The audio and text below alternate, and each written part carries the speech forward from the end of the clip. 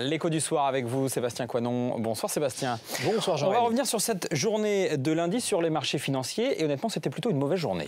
Un lundi noir on peut le dire, hein, Jean-Rémy, moins 3%. On n'avait pas vu cela depuis le printemps dernier, depuis avril 2012. Moins 3%, 3659 points, très exactement. Pourtant, donc c'est une baisse aujourd'hui, pourtant, depuis l'été, c'est globalement une forte hausse sur les indices parisiens, sur l'indice parisien. Voilà, une séance ne fait pas la tendance, hein. On a corrigé aujourd'hui, on peut dire que beaucoup d'investisseurs ont pris leur profit. Ce n'est pas dramatique, si évidemment on devait en rester là. Vous avez raison de le rappeler, si on prend un petit peu de recul, et il faut toujours en prendre sur les marchés, sur 6 mois, hein, si on prend cet horizon de temps, on gagne pratiquement 10% à Wall Street, hein, donc sur l'indice Standard & Poor's 500, pratiquement 15, 13, 14 à la louche avec la baisse du soir pour Paris et 16, 17, encore 18 ce matin pour Francfort. Alors des hausses sur les marchés financiers sur 6 mois, pourtant on va quand même le rappeler, la crise elle semble loin d'être terminée, on parle de licenciements, on parle d'entreprises qui ferment, mais pourquoi est-ce que la bourse, elle continue à grimper ?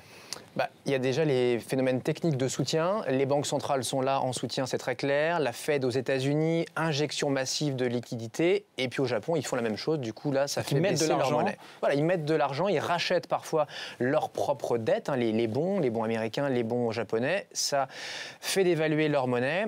Et leurs entreprises exportent plus. D'accord. Qui profite aujourd'hui de cette tendance à la hausse? Est-ce que, par exemple, les entreprises françaises, elles, en bénéficient?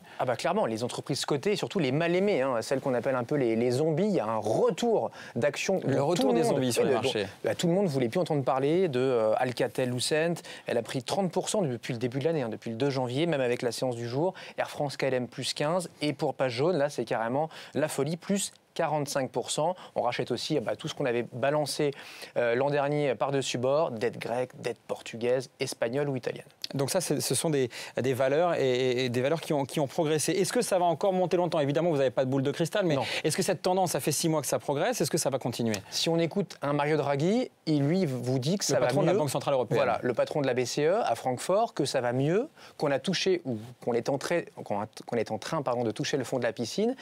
L'avantage, c'est que ça rassure les investisseurs. L'inconvénient, c'est que ça rassure peut-être un peu trop et que l'euro n'arrête pas de monter. Et l'euro qui monte, ce n'est pas forcément une bonne nouvelle pour les entreprises européennes, on le rappelle. Non, on était à 1,37 vendredi, on est encore ce soir à 1 $, 1,35, 1,36 $.